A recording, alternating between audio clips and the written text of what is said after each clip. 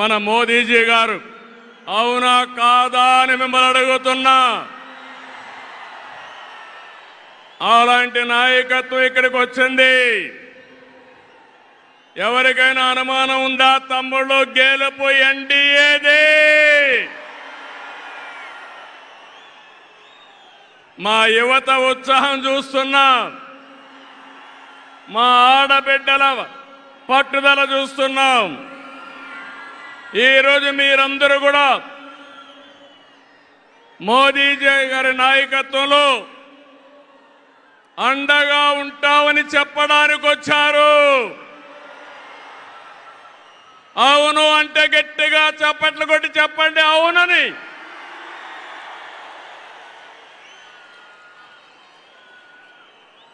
ఈ సభలో ముఖ్య అతిథిగా పాల్గొన్న గౌరవ ప్రధాని, ప్రగతివాది నరేంద్ర మోదీ గారికి స్వాగతం, సుస్వాగతం. 5 కోట్ల తెలుగు ప్రజల తరపున మరొక్కసారి మనస్ఫూర్తిగా స్వాగతం పలుకుతున్నాం. స్వాగతం పలకడం అంటే రాష్ట్రంలో ఇండల్లో ఉండే వారికి కూడా వినపడాలి, గట్టిగా చెప్పాలి, చప్పట్లు కొట్టి.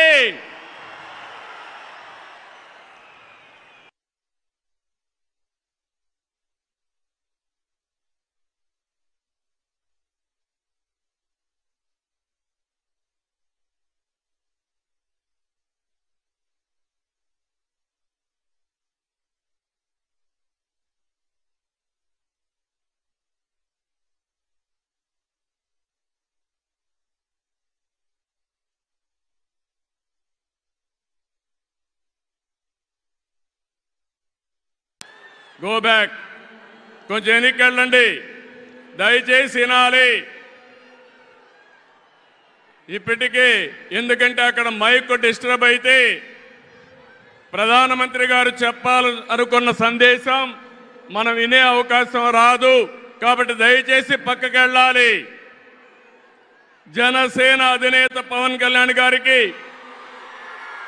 బీజేపీ రాష్ట్ర అధ్యక్షురాలు పురంధేశ్వరి గారికి, 3 పార్టీల నేతలకు, కార్యకర్తలకు, అందరికీ మరొక్కసారి ప్రజలకు నా నమస్కారాలు. నేటి ఈ ప్రజాగళం సభ రాష్ట్ర పునర్నిర్మాణ భరోసా సభ. అది ప్రస్తుతం చూస్తే, మీ అందరి ఉత్సాహం చూస్తే అది నిరూపితమైంది. ప్రజల ఆశల్ని, ఆకాంక్షల్ని సాకారం చేసే సభ. ఇంకో పక్క 5 ఏళ్లలో విధ్వంస, అహంకార, అవినీతి పాలనతో ప్రజల జీవితాల్ని నాశనం అయ్యాయి. అందుకే ప్రజల గుండె చప్పుడు బలంగా వినిపించడానికి 3 పార్టీలు జట్టయ్యాయి. రేపు జరిగే ఎన్నికల్లో మీరివ్వబోయే తీర్పే ఈ రాష్ట్ర భవిష్యత్తును నిర్ణయిస్తుంది. మీ జీవితాలు తీర్చిదిద్దే బాధ్యత మాది. మీ మద్దతు, ఆశీర్వాదం మాకివ్వాల్సిందిగా మరొక్కసారి మిమ్మల్ని అందరినీ కోరుకుంటున్నాను. 3 పార్టీలు జెండాలు వేరు కావచ్చు, మా జెండా ఒకటే. అదే సంక్షేమం, అదే అభివృద్ధి, అదే ప్రజాస్వామ్య పరిరక్షణ. అదే సమయంలో ప్రజల కోసం తప్పించే పవన్ కళ్యాణ్ గారికి కూడా అభినందనలు, ధన్యవాదాలు. మోదీ గారు ఒక వ్యక్తి కాదు, భారతదేశాన్ని విశ్వగురువుగా మారుస్తున్న ఒక శక్తి. అవునా కాదా? మోదీ అంటే సంక్షేమం, మోదీ అంటే అభివృద్ధి, మోదీ అంటే సంస్కరణ, మోదీ అంటే భవిష్యత్తు, మోదీ అంటే ఆత్మగౌరవం, ఆత్మవిశ్వాసం, ప్రపంచం మెచ్చిన మేటైన నాయకుడు మన నరేంద్ర మోదీ గారు. ప్రధానమంత్రి అన్నా యోజన, ఆవాజ్ యోజన, ఉజ్వల యోజన, కిసాన్ సమ్మాన్ నిధి, పిఎం ఆయుష్మాన్ భారత్, జల జీవన్ మిషన్ వంటి పథకాలతో సమిక్షేమానికి కొత్త నిర్వచనం చెప్పిన వ్యక్తి నరేంద్ర మోదీజీ. సమిక్షేమ పథకాలు అందిస్తూనే దేశాన్ని బలమైన ఆర్థిక శక్తిగా మార్చడానికి make in India, startup India, skill India, digital India, Gatishakti, Bharat Mala వంటి అభివృద్ధి కార్యక్రమాలతో సంపద సృష్టించిన వ్యక్తి మోదీ గారు. డిమానిటైజేషన్, జిఎస్టి వంటి సంస్కరణలతో దేశ ఆర్థిక ముఖ చిత్రాన్ని మార్చిన వ్యక్తి మోదీ గారు. ఆయన నినాదం సబ్కా సాత్, సబ్కా వికాస్, సబ్కా విశ్వాస్ అనే నినాదంతో దేశానికి ఒక నమ్మకాన్ని కల్పించిన శక్తివంతమైన నాయకుడు నరేంద్ర మోదీ గారు. కోవిడ్ సంక్షేమం జ్ఞాపకం ఉందా తమ్ముళ్ళు? ప్రపంచంలో ఎవ్వరూ చేయలేని విధంగా ఆ సమయంలో సమయస్ఫూర్తిగా చేసి మన ప్రాణాలు రక్షించిన వ్యక్తి నరేంద్ర మోదీ గారు. అవునంటే గట్టిగా చప్పట్లు కొట్టి అభినందించమని మిమ్మల్ని అందరినీ కోరుతున్నా. 100 దేశాలకి వ్యాక్సిన్ ఇచ్చి దేశ సమర్థతని చాటి చెప్పిన వ్యక్తి. ప్రపంచంలో 11వ స్థానంలో ఉన్న ఆర్థిక వ్యవస్థని 10 ఏళ్లలో 5వ స్థానానికి తీసుకొచ్చారు. రాబోయే రోజుల్లో ఈ స్థానం నుంచి 3వ స్థానానికి వస్తాం. అంటే ప్రపంచానికి అమెరికా, చైనాతో ధీటైన ఆర్థిక వ్యవస్థను తెచ్చే శక్తి, సామర్థ్యం నరేంద్ర మోదీ గారికి ఉన్నాయని చెప్పి కూడా నేను మీకు తెలియజేస్తున్నా. వికసిత్ భారత్ నరేంద్ర మోదీ గారి కళ.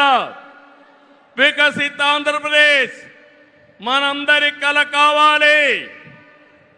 వికసిత్ భారత్ దిశగా దేశం దూసుకుపోతుంది. ఈ ప్రయాణంలో వచ్చే అవకాశాల్ని అందిపుచ్చుకొని ఏపీ కూడా అభివృద్ధి చెందాలి. మన జీవితాలు బాగుపడాలి.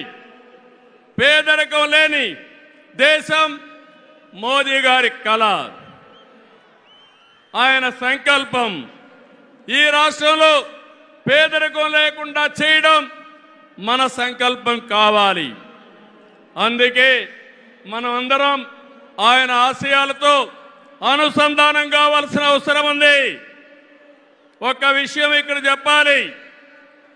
मोदी जी का संदेश है कि विकसित भारत के लिए यही समय है, सही समय है. నేను చెప్తున్నాను, मैं कहना चाहता हूं कि देश को सही समय में मोदी जी जैसा सही नेता मिला है. आपकी पूरी कोशिशों में हम आपके साथ रहेंगे, ये हमारा वादा है. నేను ఒకటే ఈరోజు చెప్తున్నాను, భారతదేశానికి ప్రపంచంలో గుర్తింపు తెచ్చిన వ్యక్తి నరేంద్ర మోదీ గారు. వికసిత్ భారత్ ద్వారా ప్రపంచంలోనే నెంబర్ 1 దేశంగా చేసే శక్తి, సామర్థ్యం ఒక్క నరేంద్ర మోదీ గారికే ఉందని మరొకసారి విజ్ఞప్తి చేస్తున్నా. అంతేకాదు, భారతీయులు మొత్తం ప్రపంచంలో ఒక శక్తివంతమైన జాతిగా తయారు చేయడం ఆయన ఆశయం ఇప్పటికే జరుగుతా ఉంది. భవిష్యత్తులో ఈ దేశాన్ని జీరో పావర్టీ నేషన్గా తయారు చేసే శక్తి కూడా వారికే ఉంది. దేశం దూసుకుపోతా ఉంది. రాష్ట్రంలో సమస్యలు ఉన్నాయి. 2014 విభజన తర్వాత సవాళ్ళని సమస్యల్ని అధిగమించాం. నవ్యాంధ్ర కోసం ముందుకు పోయాం. ఎన్డీఏలో భాగస్వామిగా కేంద్ర ప్రభుత్వం రాష్ట్రంలో అనేక కార్యక్రమాలు చేశాం. ఆ రోజు మీరు ఒక్కసారి చూస్తే 11 జాతీయ విద్యా సంస్థల్ని కేంద్ర సహకారంతో ఇక్కడ నిలబెట్టాం. మోదీ గారి చేతుల మీదుగా అమరావతిని నిర్మాణం కోసం చేశాం. అదే గాని ఈరోజు పూర్తయి ఉంటే దేశంలో ఒక బ్రహ్మాండమైన నగరంగా అమరావతి తయారయ్యేది. 3 ముక్కలాటతో అమరావతిని నాశనం చేసి భ్రష్టు పట్టించిన వ్యక్తి ఈ జగన్మోహన్ రెడ్డి. పోలవరం కేంద్ర సహకారంతో 72% పూర్తి చేస్తే ఈ ప్రభుత్వం పోలవరాన్ని గోదావరిలో కలిపేసే పరిస్థితికి వచ్చారు. ఈ విధంగా ఒక ప్రాజెక్టు కాదు, అన్ని ప్రాజెక్టులు నష్టపోయాం. సహజ వనరులు దోచేశారు. ల్యాండ్, శాండ్, వైన్, మైన్ అన్నిట్లో వేల కోట్ల రూపాయలు దోపిడీ చేశారు.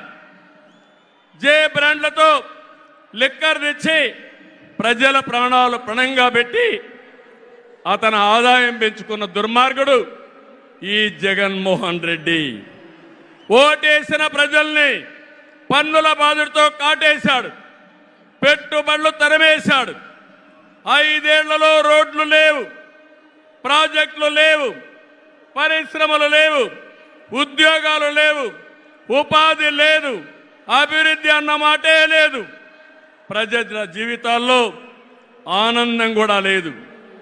అంతటా గంజాయి, అశాంతి, అభద్రత, ఆందోళనతో బంగారు లాంటి రాష్ట్రాన్ని జగన్ చీకటమయం చేశాడు. విధ్వంసమే తన విధానమై రాష్ట్రాన్ని కూల్చేశాడు. గతంలో ఎప్పుడూ లేని విధంగా జగన్మోహన్ రెడ్డి అక్రమ కేసులు పెట్టి రాజకీయాల్ని కలుషితం చేసే పరిస్థితికి వచ్చాడు. కక్ష సాధింపుతో ప్రజాస్వామ్యాన్ని ప్రశ్నించే వారిని, మీడియాని అణిచివేసేందుకు పోలీస్ శాఖను జేబు సంస్థగా మార్చుకున్నాడు. చివరికి జగన్ అధికార దాహానికి వంచనకు బాబాయి బలయ్యాడు. 2 చెల్లెళ్ల సైతం రోడ్డెక్కి వైసీపీ పునాదులు రక్తంతో తడిచాయని ఘోషించే పరిస్థితి వచ్చారు. జగన్కు ఓటేయద్దని సొంత చెల్లెళ్లే చెప్పారంటే 5 కోట్ల ప్రజానీకం అర్థం చేసుకోమని విజ్ఞప్తి చేస్తున్నా. తమ్ముళ్ళు, ఈ రాష్ట్రంలో ఎవరైనా బాగున్నారా అని మిమ్మల్ని అడుగుతున్నా. రైతులు బాగున్నారా తమ్ముళ్ళు అని అడుగుతున్నా. యువతకు ఉద్యోగాలు వచ్చాయని అడుగుతున్నా. మహిళలకు రక్షణ ఉందా అని అడుగుతున్నా. ఎస్సీ, బీసీ, ఎస్టీ, మైనారిటీలకి ఏమైనా లాభం జరిగిందా అని అడుగుతున్నా. ఇలాంటివన్నీ చూస్తే ఒకరిద్దరు కాదు, అందరూ నష్టపోయారు. I'm requesting honourable prime minister Modiji, Andhra Pradesh has suffered the worst due to bad governance, financial mismanagement and corruption. You will be shocked to know that collectorate offices, Raitu Bazar buildings, government colleges have been mortgaged. It is a pity that even tax revenue from liquor, both present and future, have been escrowed. This is the sorry state of affairs over the last 5 years. అందుకని నేను మీ అందరి తరపున మోదీజీ గారిని request చేస్తున్నాను. మన రాష్ట్రాన్ని కాపాడుకోవాలి. సిద్ధమా మీరందరూ అడుగుతున్నా. ప్రజలు గెలవాలి, రాష్ట్రం నిలబడాలి, మన బిడ్డలు వెలగాలి, జీవితాలు బాగుపడాలి. అందుకే ఈ పొత్తు. నరేంద్ర మోదీజీ గారి సంకల్పం గెలవడం కాదు. నిన్ననే ఎన్నికల శంఖారావం మోగింది. ప్రజల్లో ఉత్సాహం పెరిగింది. దేశంలో ఎన్డీఏకి 400+ సీట్లు వస్తాయి. అదే మరిగా ఆంధ్రప్రదేశ్ లో 25కు 25 గెలిపించే బాధ్యత మీదే. సిద్ధమా అని మిమ్మల్ని అడుగుతున్నా.